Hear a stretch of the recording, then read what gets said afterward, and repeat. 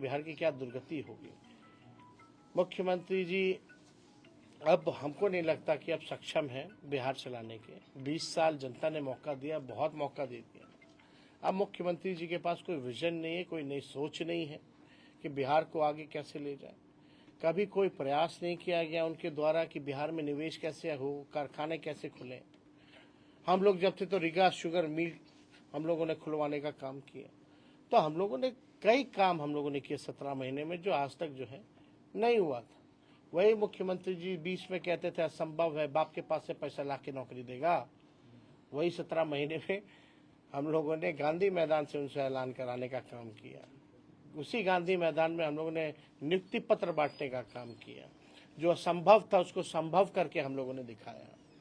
तो आप लोग जानते हैं, कोई भी सरकार जो है, अगर आप गाड़ी खरीदते हैं तो उसका 15 साल से ज़्यादा उस गाड़ी को चलाने की इजाज़त नहीं दिया जाता है। क्यों?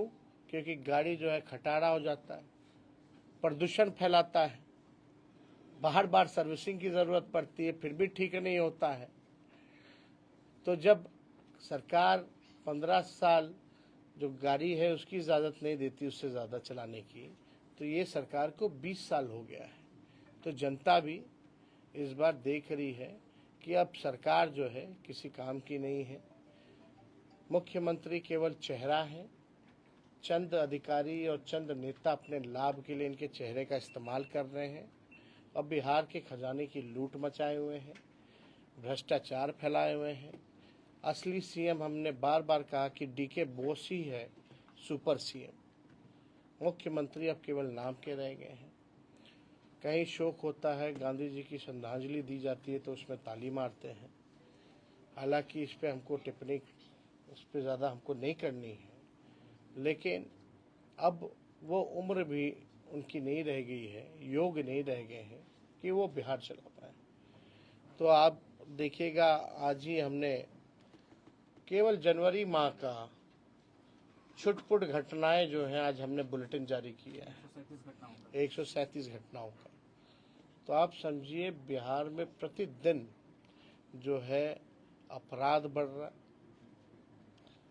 लूटपाट, अपहरण, हत्या, बैंक की रॉबरी, आपका गैंग रेप जैसी घटनाएं, या जनप्रतिनिधि किसी को मीडिया वाले को पीट रहे हैं या सासाराम के दलित जनप्रतिनिधि उनको पीटा जा रहा। इस तरह की घटनाएं लगातार जो है हम लोगों के सामने आई हैं और पूरी तरीके से ये सरकार विफल है। कल पटना में ही आप लोगों ने देखा होगा कि किस हिसाब से गोलियां चल रही हैं। जब गोलियां चल रही हैं तो कहां से अमन और चैन शांति है। तो ये पूरी तरीके से अपराधियों का बोलबाला है। सरकार कोई कार्रवाई नहीं करती है, बल्कि अपराधियों को जेल से छुड़वाने का काम करती है। उनके लिए नियम कायदा बदल दिया जाता है और अपराधी जो है सीएम हाउस बैठ करके मिलते हैं और सीएम हाउस से ही जो है कंट्रोल किया जाता है। तो हम सब लोग यहाँ आज आए हैं इस कार्यक्रम को करने। तो और कोई अगर आप लोगों का सवाल होगा तो पूछो। ममता बनर्जी जी ने कहा है कि बंगाल विधानसभा उन्होंने कहा है कि महाकुंभ अब मृत्यु कुंभ में बदल गया। अब इस पे बात की, बिहार पे युवा नेता है और अभी भी री एग्जाम के लिए बीपीएससी अभ्यर्थी बैठे हुए हैं। एक बार फिर से आंदोलन जो है उग्र रूप ले लिया है। हम लोग इसके पहले भी आप आवाज उठाए थे, लेकिन अभी आप कुछ नहीं बोल रहे हैं सर। आपसे हम लगातार हम लोगों का समर्थन उन लोगों के पास है। हम लोगों की 17 महीने की सरकार थी तो कोई पेपर लीक नहीं हुआ। री एग्ज़ाम को लेकर के हम लोगों ने एक बार नहीं 2 बार हमने माननीय मुख्यमंत्री को चिट्ठी हमने लिखा। माननीय मुख्यमंत्री का कोई जवाब नहीं आया। अब आप बताओ, लोकतंत्र में नेता विरोधी दल अगर मुख्यमंत्री को जनता के सवाल को लेकर, छात्र के सवाल को लेकर के अगर चिट्ठी लिखे, उनकी समस्याओं से अवगत कराए, तो मुख्यमंत्री जो है ये भी नहीं समझते हैं कि नेता विरोधी दल को जो है उसका जवाब दिया जाए। तो ये देखिए, इसका एकमात्र सलूशन है पॉलिटिकल सलूशन है। जब तक पॉलिटिकल ऐसी सरकार, बताओ मैट्रिक का परीक्षा से लेकर के बीपीएससी की परीक्षा तक सारे परीक्षा पेपर लीक होता है कि नहीं होता है इनके सरकार में? बिल्कुल होता है। और क्या गारंटी है इनके रहते हुए फिर अगला बीपीएससी का फिर परीक्षा आएगा तो पेपर लीक होगा कि नहीं होगा? किन पे इन्होंने, मुख्यमंत्री जी ने कार्रवाई की अब तक? कोई पेपर लीक का बताओ, किन पे कार्रवाई की इन लोगों ने? कोई अधिकारी, कोई मंत्री, किसी पे? तो जब इन लोगों का मंशा ही नहीं है, गिरोह को ये लोग मदद कर रहे हैं, कोचिंग माफियाओं को ये लोग मदद कर रहे हैं, तो इनके रहते हुए तो हमेशा होगा। तो एकमात्र पॉलिटिकल सॉल्यूशन है कि जो सरकार में पेपर लीक हो रहा है, जो सरकार ही लीक है, उसको बदलिए। 20 साल तक आप लोगों ने झेला है इस सरकार को। इसी तरीके से नियोजित शिक्षक वाले लोग बेचारे डंडा खाते थे, लाठी खाते थे। हमने वादा किया था आएंगे तो सरकारी कर्मी का दर्जा देंगे, हम लोगों ने दिया। तो हम लोगों ने जो कहा है वो किया। तेजस्वी की उम्र कच्ची हो सकती है लेकिन जुबान कच्ची नहीं है। फिर से तो हम उठाएंगे सर। एकदम होना चाहिए भाई। आप कोई जाके हाथापाई थोड़ी करना है किसी को। हम लोग साथ में हैं और आवाज तो लगातार हम लोग उठा ही नहीं। लेकिन आप बताओ सरकार का नजर कहाँ है?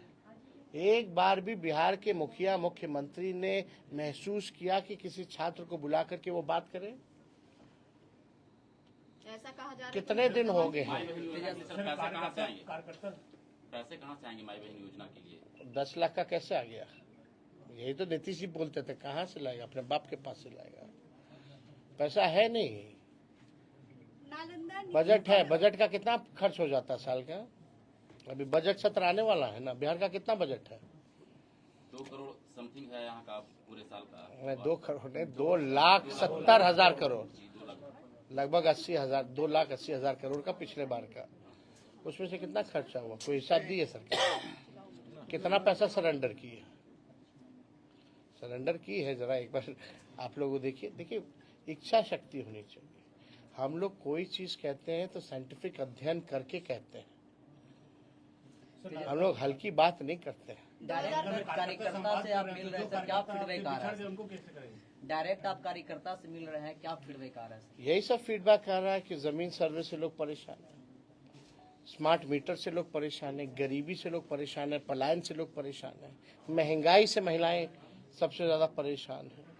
2005 में महिला सशक्तिकरण को लेकर नीतीश जी ने सरकार बनाई थी और आपने 2025 में माई बहन योजना को लेकर आप पूरा बिहार भ्रमण कर रहे हैं। तो क्या लगता है कि ये जो आपका माई बहन योजना है वो सक्सेसफुल होगा, जिस तरीके से नीतीश कुमार का 2005 में सक्सेसफुल हुआ? मैं क्या, महिला सशक्तिकरण। देखिए आपको एक बात समझना पड़ेगा कि महंगाई है कि नहीं। अब तक सबसे ज्यादा, इससे ज्यादा महंगाई आज तक नहीं। पहले बीजेपी के लोग जब 50 किलो प्याज हो जाता था तो माला पहन करके घूमता था, तब उन लोगों को महंगाई डाइन नजर आती थी। अब महंगाई का मौ भी लोग नहीं बोलते। पिछले बार का उसमें से कितना खर्चा हुआ? कोई हिसाब दी है सरकार? कितना पैसा सरेंडर की है? सरेंडर की है जरा एक बार आप लोग देखिए। इच्छा शक्ति होनी चाहिए। हम लोग कोई चीज कहते हैं तो साइंटिफिक अध्ययन करके कहते हैं। हम लोग हल्की बात नहीं करते हैं। डायरेक्ट कार्यकर्ता से आप मिल रहे हैं सर, क्या फीडबैक आ रहा है? डायरेक्ट आप कार्यकर्ता से मिल रहे हैं, क्या फीडबैक आ रहा है? यही सब फीडबैक आ रहा है कि जमीन सर्वे से लोग परेशान हैं, स्मार्ट मीटर से लोग परेशान हैं, गरीबी से लोग परेशान हैं, पलायन से लोग परेशान हैं, महंगाई से महिलाएं सबसे ज्यादा परेशान हैं। 2005 में महिला सशक्तिकरण को लेकर नीतीश जी ने सरकार बनाई थी और आपने 2025 में माई बहन योजना को लेकर आप पूरा बिहार भ्रमण कर रहे हैं। तो क्या लगता है कि ये जो आपका माई बहन योजना है वो सक्सेसफुल होगा, जिस तरीके से नीतीश कुमार का 2005 में सक्सेसफुल हुआ? मैं क्या, महिला सशक्तिकरण। देखिए आपको एक बात समझना पड़ेगा कि महंगाई है कि नहीं। अब तक सबसे ज्यादा, इससे ज्यादा महंगाई आज तक नहीं। पहले बीजेपी के लोग जब 50 किलो प्याज हो जाता था तो माला पहन करके घूमता था, तब उन लोगों को महंगाई डाइन नजर आती थी। अब महंगाई का मौ भी लोग नहीं बोलते। तो लोग परेशान हैं और ये दौर आर्थिक न्याय दिलाने का है। अगर महिलाओं को हम लोग, कोई घर में बच्चा बीमार पड़ जाए या परिवार में कोई पड़ जाए तो कर्ज लेना पड़ता है, घर का बजट बिगड़ जाता है इलाज कराने में, दवा कराने में। तो ये आर्थिक न्याय हम लोगों को करना है, हम लोग करेंगे। कल दिल्ली का एक आखिरी कल दिल्ली सीएम शपथ ग्रहण है, नीतीश कुमार जी नहीं जा रहा है। का चुनाव लड़ रहे थे विजय यादव यहाँ का निबंधक क्या है? अब वो लोग सर कल सीएम का शपथ ग्रहण है सर, दिल्ली में सीएम नहीं जा रहा है नीतीश कुमार, क्या कहेंगे? मजबूत करने आपके कार्यकर्ता जो दूसरी पार्टी में आ गया।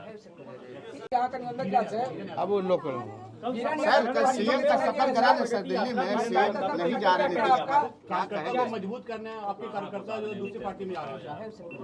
कार्यकर्ता को आप बहुत आ रहे हैं हमारे पार्टी। सर एक सवाल सर सीएम साहब कल दिल्ली नहीं जा रहा है नीतीश कुमार, कल शपथ ग्रहण में दिल्ली में शपथ ग्रहण है, क्या बोले? अब हम इस टाइम क्या बोल रहे हैं, अब जाए ना जाए उनकी सर मर्जी। नीरज कुमार प्रवक्ता सर लगातार चुनावी हलफनामे को लेकर सर हमलावर है सर, क्या नीरज कुमार जो प्रवक्ता है जेडीयू के, लगातार चुनावी हलफनामे का सम्राट चौधरी के ना, जी नहीं आपके बारे में बताया। सम्राट चौधरी जी के पहले बोले थे। जनतिथि घोटाला बता रहे हैं। अरे सम्राट चौधरी जी के बारे में, हलफनामा के बारे में उन्होंने बोला था। क्या हुआ, आप क्या कर रहे हैं? छोड़िए।